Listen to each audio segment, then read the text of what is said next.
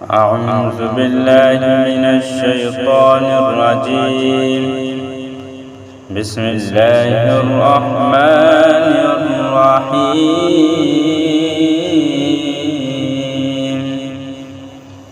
إنه لقرآن كريم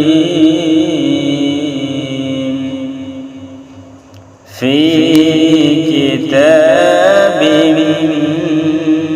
مكنون